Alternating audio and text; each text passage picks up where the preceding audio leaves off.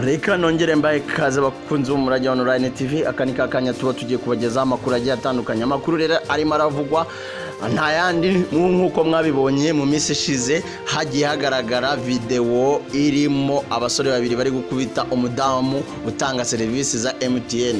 Iyi video yagiye kwirakwizwa ku mbuga nkoranyambaga kuri wa kane nibwo polisi y'igihugu yeretse itangazamakuru aba basore bari bagambiriye kugirira nabi uyu mudamu utanga serivisi za MTN. Inkuru irambuye ni mukanya.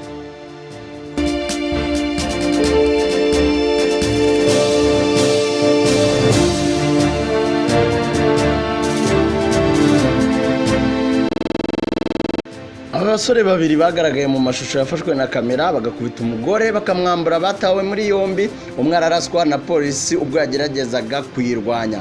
Tariki ya 23 Gashyantare 2020 nibwo amashusho yazengurutse ku mbuga nkoranyambaga agaragaramo umugore wakubitwaga n'abasore babiri bashaka kumwambura ndetse no kumuvutsa ubuzima. Uyu mugore rero bigaragara ko yari yambaye ijire ya MTN cyangwa umwenda umuranga ugaragaza serivisi yatangaga zijyanye na MTN. Tariki ya 27 Gashyantare 2020 polisi y'u Rwanda yeretse itangazamakuru aba basore batawe muri yombi aribo Irakoze Emmanuel warutuye Kanombe mu mujyi wa Kigali na Iriyumva Elias warutuye Inyarugenge. Siwe warashwe agerageza kurwanya polisi y'igihugu ubwo bajyaga kumufata. Irakoze Emmanuel watawe muri yombi ari muzima yabwitangazamakuru ko uyu mugore bamukubise bagamije kumwambura amafaranga batari bagamije kumwica.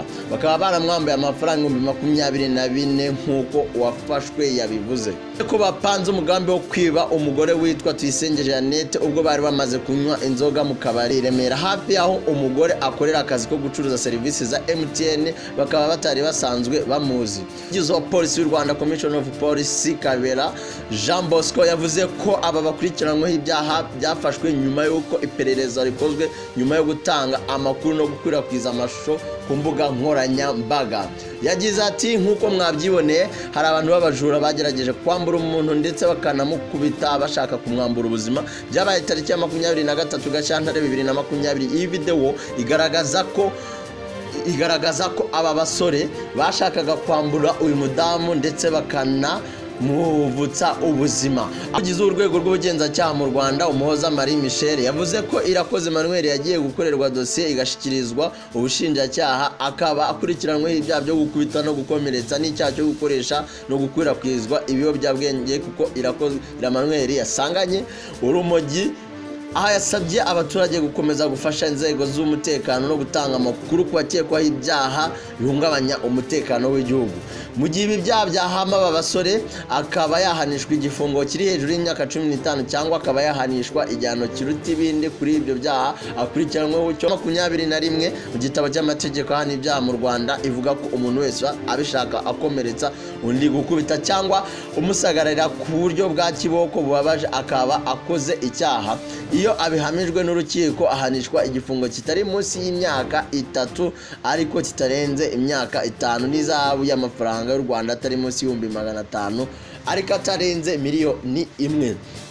Iyo byateye indwara idakira ubumuga buhoraho butuma ntacyo yikorera